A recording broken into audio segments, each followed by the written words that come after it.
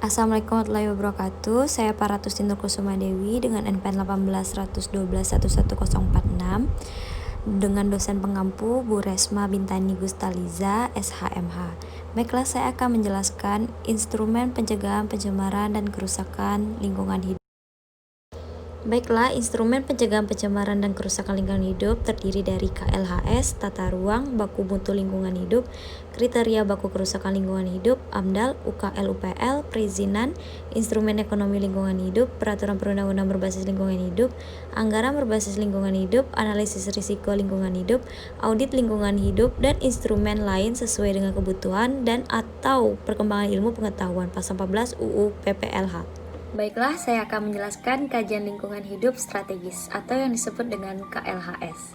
Pemerintah dan pemerintahan daerah wajib membuat KLHS untuk memastikan bahwa prinsip pembangunan berkelanjutan telah menjadi dasar dan terintegrasi dalam pembangunan suatu wilayah dan atau kebijakan, rencana, dan atau program.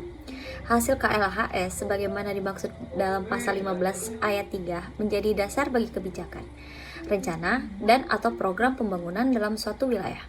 Apabila hasil KLHS sebagaimana dimaksud pada ayat 1 menyatakan bahwa daya dukung dan daya tampung sudah terlampaui, KLHS sebagaimana dimaksud dalam pasal 15 ayat 1 dilaksanakan dengan melibatkan masyarakat dan pemangku kepentingan. Ketentuan lebih lanjut mengenai tata cara penyelenggaraan KLHS diatur dalam peraturan pemerintahan. KLHS dilaksanakan dengan 3 mekanisme, yaitu yang pertama, pengkajian pengaruh kebijakan, rencana, dan atau program terhadap kondisi lingkungan hidup di suatu wilayah. Yang kedua, perumusan alternatif penyempurnaan kebijakan, rencana, dan atau program. Yang ketiga, rekomendasi perbaikan untuk pengambilan keputusan kebijakan, rencana, dan atau program yang mengintegrasikan prinsip pembangunan berkelanjutan. Berikutnya, perencanaan tata ruang. Untuk menjaga kelestarian fungsi lingkungan hidup dan keselamatan masyarakat, setiap perencanaan tata ruang wilayah wajib didasarkan pada KLHS. Perencanaan tata ruang wilayah sebagaimana dimaksud pada pasal 19 ayat 1 yang ditetapkan dengan memperhatikan daya dukung dan daya tampung lingkungan hidup. Penentuan terjadinya pencemaran lingkungan hidup diukur melalui baku mutu lingkungan hidup.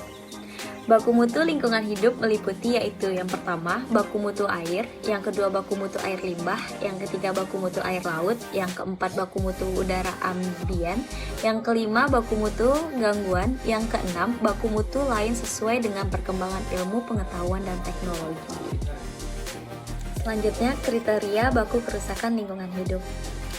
Untuk menentukan terjadinya kerusakan lingkungan hidup, ditetapkan kriteria baku kerusakan lingkungan hidup. Kriteria baku kerusakan lingkungan hidup meliputi kriteria baku kerusakan ekosistem dan kriteria baku kerusakan akibat perubahan iklim. Kriteria baku kerusakan ekosistem meliputi yaitu yang pertama, kriteria baku kerusakan tanah untuk memproduksi biomasa.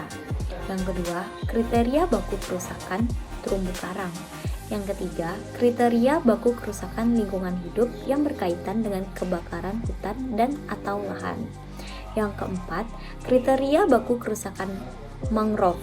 Yang kelima, kriteria baku kerusakan padang lamun. Yang keenam, kriteria baku kerusakan gambut. Yang ketujuh, kriteria baku kerusakan karst dan atau kriteria baku kerusakan ekosistem lainnya sesuai dengan perkembangan ilmu pengetahuan dan teknologi. Selanjutnya, AMDAL, yaitu analisis mengenai dampak lingkungan hidup, yang selanjutnya disebut dengan AMDAL, adalah kajian mengenai dampak penting suatu usaha dan atau kegiatan yang direncanakan pada lingkungan hidup yang diperlukan bagi proses pengambilan keputusan tentang penyelenggaraan usaha dan kegiatan.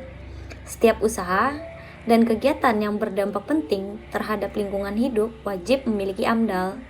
Dampak penting ditentukan berdasarkan kriteria tersebut, yaitu yang pertama, berdasarkan jumlah penduduk yang akan terkena dampak rencana usaha dan kegiatan.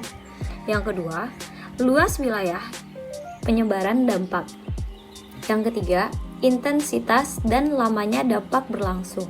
Yang keempat, banyaknya komponen lingkungan hidup lain yang akan terkena dampak.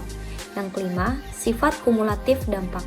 Yang keenam, berbalik atau tidak berbaliknya dampak dan kriteria lain sesuai dengan perkembangan ilmu pengetahuan dan teknologi. Selanjutnya, UKL UPL. Jadi, setiap usaha dan atau kegiatan yang tidak termasuk dalam kriteria wajib AMDAL sebagaimana dimaksud dalam pasal 23 ayat 1 wajib memiliki UKL UPL. Gubernur atau bupati atau wali kota menetapkan jenis usaha dan kegiatan yang wajib dilengkapi dengan UKL UPL. Usaha dan kegiatan yang tidak wajib dilengkapi UKL UPL sebagaimana dimaksud dalam pasal 34 ayat 2 wajib membuat surat pernyataan kesanggupan pengelolaan dan pemantauan lingkungan hidup. Penetapan jenis usaha dan kegiatan sebagaimana dimaksud pada ayat 1 dilakukan berdasarkan kriteria. Yang pertama, tidak termasuk dalam kategori berdampak penting sebagaimana dimaksud dalam pasal 23 ayat 1. Yang kedua, kegiatan usaha mikro dan kecil. Ketentuan lebih lanjut mengenai UKL UPL dan surat pernyataan kesanggupan pengelolaan dan pemantauan lingkungan hidup diatur dengan peraturan menteri. Selanjutnya, perizinan. Setiap usaha dan kegiatan yang wajib memiliki AMDAL atau UKL UPL wajib memiliki izin lingkungan. Izin lingkungan sebagaimana dimaksud pada ayat 1 diterbitkan berdasarkan keputusan kelayakan lingkungan hidup sebagaimana dimaksud dalam pasal 31 atau direkomendasikan UKL UPL. Izin lingkungan diterbitkan oleh menteri, gubernur, atau bupati wali kota sesuai dengan kewenangannya. Izin lingkungan sebagaimana dimaksud dalam pasal 36 ayat 4 dalam dibatalkan apabila: yang pertama, persyaratan yang diajukan dalam permohonan izin mengandung cacat hukum, kekeliruan, penyalahgunaan, serta ketidakbenaran, dan pemalsuan data, dokumen, dan atau informasi. Yang kedua, penerbitannya tanpa memenuhi syarat sebagaimana tercantum dalam keputusan Komisi tentang Kelayakan Lingkungan Hidup atau rekomendasi UKL UPL. Selanjutnya, instrumen ekonomi lingkungan hidup.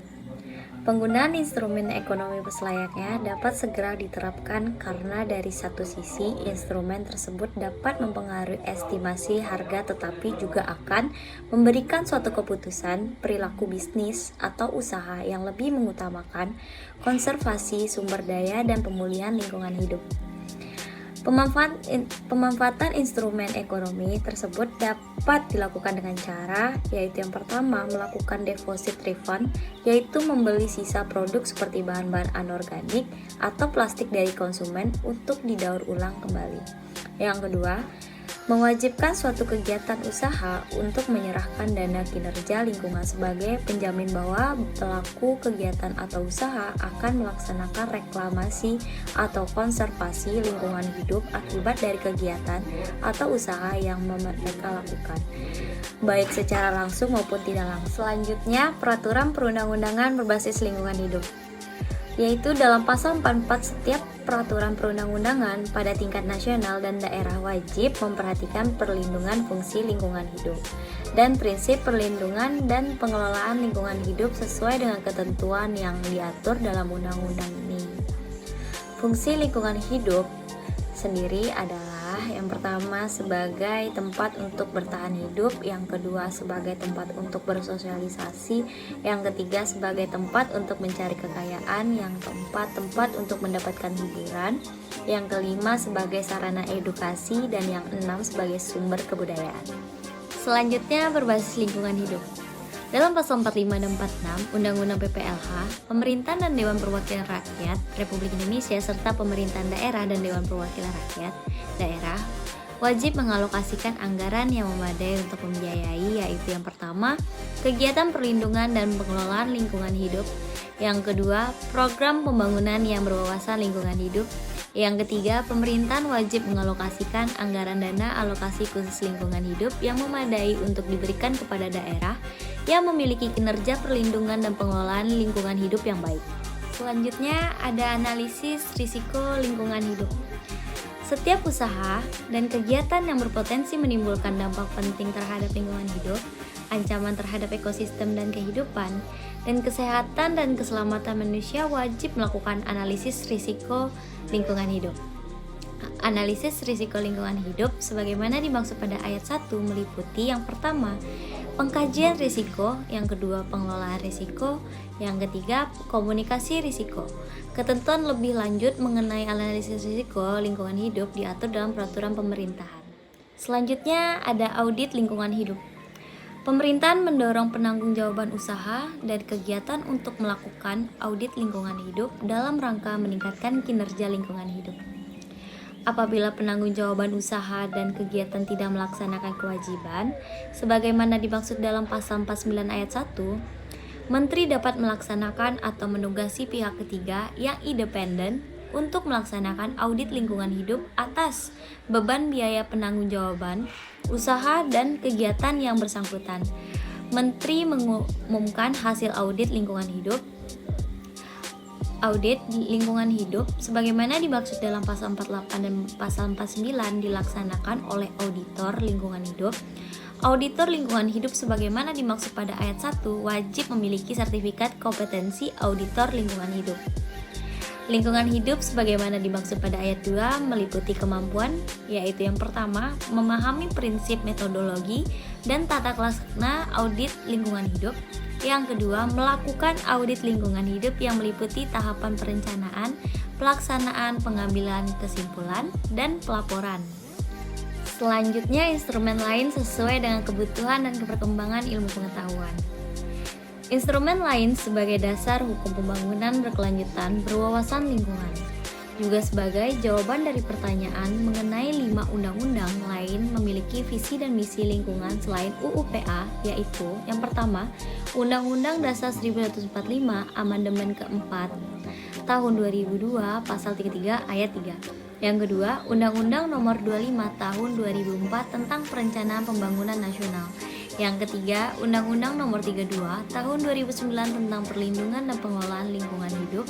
Yang keempat, Peraturan Presiden Nomor 7 Tahun 2005 tentang Rencana Pembangunan Jangka Menengah tahun 2004-2019. Pembangunan nasional berkelanjutan berwawasan lingkungan. Yang kelima, Permen Nomor 5 Tahun 2012 tentang Kegiatan Wajib AMDAL.